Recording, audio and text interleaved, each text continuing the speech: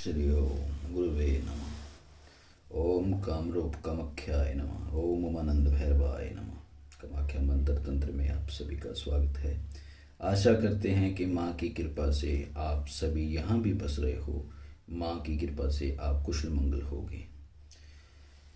आज हम जिस विषय को लेकर आपके सन्मुख आए हैं उस विषय यहाँ उसको एक नए मिटने वाला श्राप भी बोल सकते हैं। आज आदमी अपनी ईर्ष्या बस जब ये श्राप किसी के ऊपर भेज देता है, कुछ नीच प्रवृत्ति के मनुष्य और तांत्रिक मिलकर इसको अपने झूठे अहंकार जलन के चलते झूठा प्यार झूठी अकड़ में किसी के ऊपर भेज देते हैं। तो जिस किसी प्राणी विशेष के ऊपर ये क्रिया की जाती है तो उस निर्दोष प्राणी के नाम का यह एक गुड्डा तैयार करता है।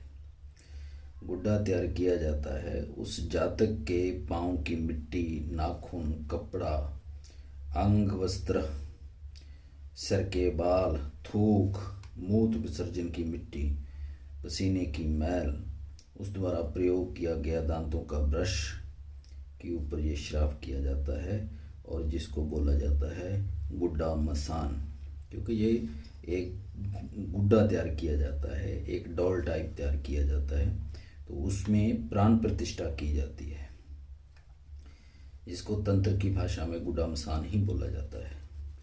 और ये कोई आम तांत्रिक नहीं करता, जो प्रचंड तांत्रिक होते हैं, तंत्र के क्षेत्र में निपुणता प्राप्त किए हुए तांत्रिक ही इस क्रिया को दोहराते और इस क्रिया को कर सकते हैं। तंत्र की ये बहुत ही खौफनाक और भयानक क्रिया में आता है। कुछ विशेष महारत तांत्रिक इसको अंजाम दे सकते हैं, हर कोई नहीं, क्योंकि कई ऐसे तंत्र ज्ञाता हैं जो इस विधि को पूर्ण करना जानता है, पर किसी के लालच में आकर किसी निर्दोष के ऊपर करता नहीं है। चाहे आप उसको किसी भी प्रकार का लालच दो, लेकिन करता नहीं, क्योंकि उनको पता है कि इनकी जो मार है या इनका प्रभाव है वो कितना खतरनाक है। टोटल आपके काले जादू की निपुणता पर निर्भर करता है इसका चलना। आपकी इस जादू में कितनी पकड़ है, कितना आप इसमें निपुणता हासिल किया हुआ हो, तो ही आप इस क्रिया को कर सकता है। मेरी हाथ बांधकर आमजन से ये रिक्वेस्ट है कि इसको ना तो कोई हमारे पास फ़ोन करे इसको करने के लिए, और ना ही ये किसी के ऊपर किया जाए। और क्योंकि ये एक बहुत ही, जिसको बोल सकते हैं कि समाज की नज़र में भी और तंत्र की नज़र में भी बहुत ही खतरनाक और न मिटने वाला श्राप और जघन्य अपराध है ये। और ये जब ये किसी के ऊपर भेजते हैं तो सबसे पहले क्या होता है कि उसका सामान इकट्ठा किया जाता है। उस द्वारा जो अभी हमने आपको चीज़ बताई है उसको एकत्रित किया जाता है। उसको एकत्रित करने के बाद फिर ये चीज़ उसके ऊपर चलाई जाती है। ये चीज़ होती है, कोई विशेष मंत्र होते हैं जो उस गुड्डे के ऊपर फूंके जाती है और फिर उसमें धीरे धीरे पिन लगाई जाती है। ये 3 दिन की विशेष पूजा होती है और मंत्र जाप के आधार के ऊपर ही अंगों में पिन चुभाया जाता है, जिसके नाम की ये क्रिया होती है। जहाँ जहाँ सुई पिन लगाई जाती है, नाम वाले का वही अंग भंग या नकारा होना शुरू हो जाता है, और दर्द इतना कि उसको मौत भी मांगे नहीं मिलती।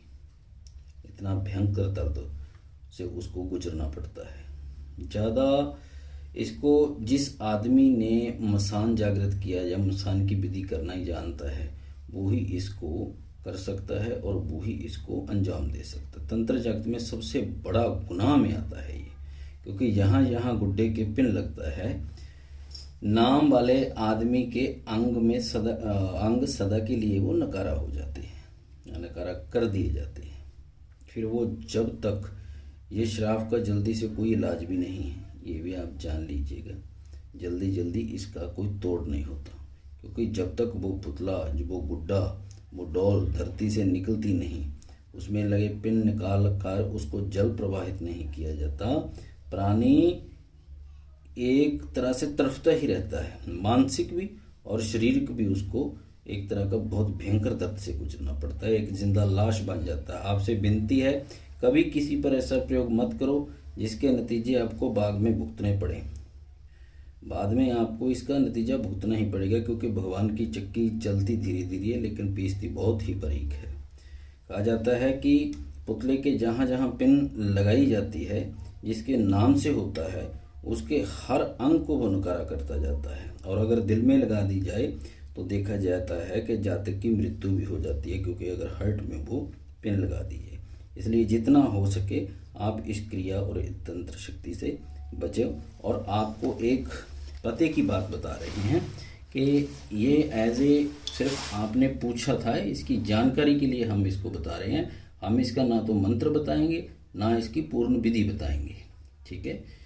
हाँ, इससे बचने का उपाय ये है कि कभी भी आप किसी भी तंत्र, यानी कि हमारे 3 प्रकार का जो शक्तिपीठ है तंत्र के, वो 3 हैं। तारापीठ है और महाकालेश्वर उज्जैन है, और ये आपका कामरूप कामाख्या माँ का मंदिर है। कभी भी जाएं, जैसे अम्बुबाची होता है जून में, या आप किसी आपने सिटी में कोई तांत्रिक अनुष्ठान हो रहा है, तो कभी भी वहाँ पे जाके अपना सही नाम किसी को मत बताइए, सही अपनी माँ का नाम मत बताइए, जिससे आप अपरिचित हो। हाँ, कभी भी किसी को नहीं बताना चाहिए कि मैं फलां शहर से आया हूँ, फलां मेरा नाम है, फलां मेरी माँ का नाम है, फलां हमारा गोत्र है।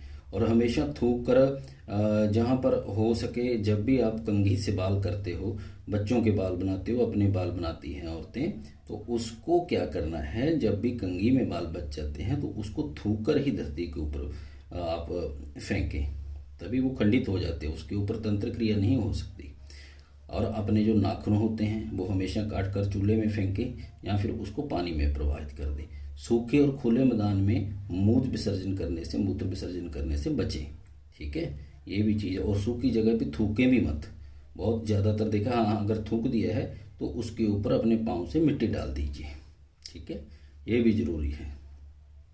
हाँ, आप कहीं बाहर जा रहे हो और वहाँ आपको मान के चलिए कि आपने पेशाब करना है, तो सबसे ज़रूरी है कि वो अपरिचित जगह पर आप 3 बार खांसें, और 3 बार खांसने के बाद ही अपना वहाँ पर आप पेशाब करें, तो फिर कोई किसी प्रकार का आपको कोई दिक्कत नहीं होगी। कभी भी किसी का पहना हुआ कपड़ा ना तो इस्तेमाल करें, ना किसी को अपना कपड़ा पहनने के लिए दें।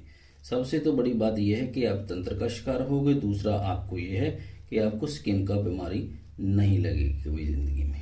अपनी माहवारी का कपड़ा जो होता है उसको भी आप ऐसे मत फेंको, उसको भी जला दो, क्योंकि इसके ऊपर भी बहुत ही भयंकर प्रकार का तंत्र होता है। मेहंदी जो होती है, आप अपने हाथों पे मेहंदी लगाते हो, जो सूख जाती है, सूखने के बाद उसको आप दोनों हाथ रगड़ रगड़ कर किसी के सामने उतार रहे होते हो, तो वो भी एक अच्छी बात नहीं है। उस मेहंदी को कभी भी ऐसे नहीं उतारना चाहिए, उसके ऊपर भी तंत्र होता है। उस मेहंदी को आप पानी से या तो धोइए, और अपने घर में है या किसी के सामने ये चीज़ें करने वाली नहीं होती। उस पानी को धरती के ऊपर बाद में आप विसर्जित कर दीजिए। तो ऐसी छोटी छोटी जो सावधानियां हैं, इससे आप अगर इसको आप दोहराओगे तो कभी भी किसी प्रकार का आपको इतने भयंकर तंत्र से कभी नहीं गुजरना पड़ेगा, और ना ही आपके ऊपर ये तंत्र क्रिया हो सकती है। आशा करते हैं आपको ये वीडियो अच्छी लगेगी। जय माता की, जय काल भैरव, जय उमानंद भैरव।